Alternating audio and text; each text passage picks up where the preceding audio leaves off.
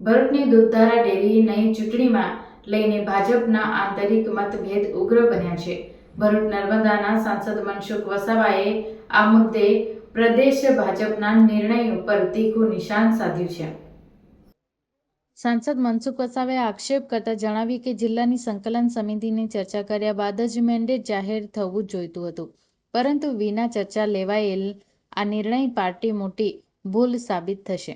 તેમણે વધુમાં ચેતવણી આપતા કહ્યું કે સહકારી સંસ્થાની ચૂંટણીમાં ભાજપના જ બે અગ્રણીઓ વચ્ચે જંગ ઊભો થયો છે, જેનો ફાયદો વિરોધીઓને થશે અને અંતે નુકસાન ભાજપને જ ભોગવવું પડશે।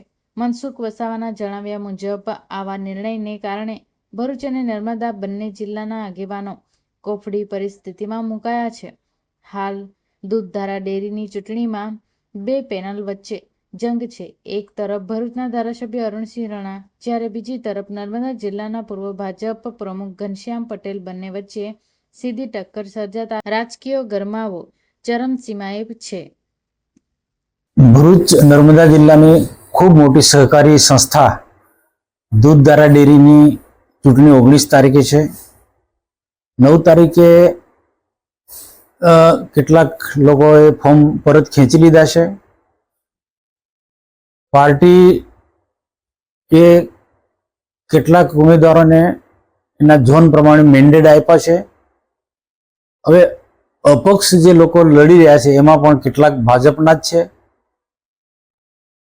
અને આ જે મેન્ડેટ પ્રક્રિયામાં પાર્ટી ધ્યાન ન આપ્યું એના કારણે આ સ્થિતિનું નિર્માણ થયું છે। ખરેખર ભારતીય જનતા પાર્ટી એ એક શિસ્તબદ્ધ પાર્ટી છે, સરકાર પારદર્શક વહીવટમાં માને છે।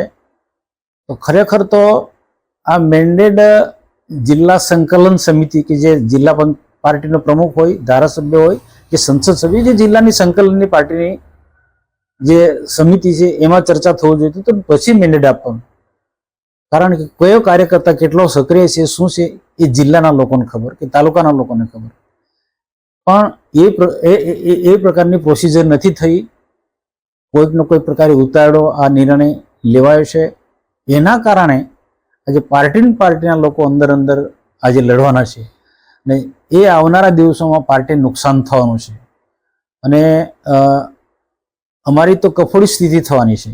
જે મેન્ડેટના જે ઝોનમાં જે કાર્યકર્તા જે લડે છે એ ભાજપના છે ને એની સામે લડે છે અમુક મોટા ભાગના એ ભાજપના છે અને કેટલાક ભાજપના દિગ્ગજ નેતાઓ પણ જે પોતપોતાના મેન્ડેટ વાળાનો પણ પ્રચાર કરવાના, કેટલાક વ્યક્તિગત રીતના જે મેન્ડેટ નથી અપક્ષ લડે છે કેટલાક દિગ્ગજ નેતાઓ એમનો પણ પ્રચાર કરવાના।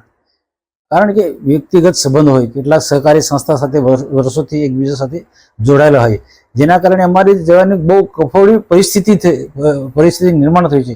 એટલે પાર્ટી એક મોટી ભૂલ કરી છે અને હું તો એવું સ્પષ્ટ માનું છું કે ભારતીય જનતા પાર્ટી એક શિસ્તબદ્ધ પાર્ટી છે, કેડરબેઝ પાર્ટી છે અને સરકાર પણ પારદર્શક વહીવટમાં માને છે। તો આ એક કરોડો રૂપિયા જેની પાસે સહકારી સંસ્થા પશુપાલકોનો જે વહીવટ કરનારી સંસ્થા છે, કરોડો રૂપિયાની, તો એમાં એક સારો વ્યક્તિ ચૂંટાઈને જાય જે હંમેશા પશુપાલકોની ચિંતા કરે, એનો ડેરીને વ્યાપ કેમ કરીને વધારી શકાય, જિલ્લાના હિતમાં એ ડેરી ઉદ્યોગ અનેક લોકોને રોજગારી આપનારો એક મોટો ઉદ્યોગ છે। તો આવનારા દિવસોમાં બીજી પણ નવી મંડીઓ ઊભી થઈ શકે છે અને જે વર્તમાન જે મંડળીઓ છે એને કેમ કરીને એમને યોગ્ય એને રોજગારી મળી શકે છે, એને કોઈ દૂધનો ભાવ યોગ્ય પ્રમાણમાં મળે કે નથી મળતો એ પણ જોવું જોઈએ।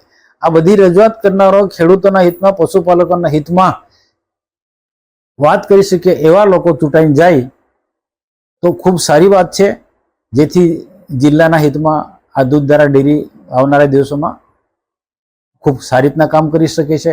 આજે દેશના સહકાર મંત્રી આદરણીય અમિતભાઈ શાહ સાહેબ સહકાર થકી અનેક લોકોને કોઈને કોઈ પ્રકારની રોજગારી મળે એ આખો અભિયાન ચલાવી રહ્યા છે।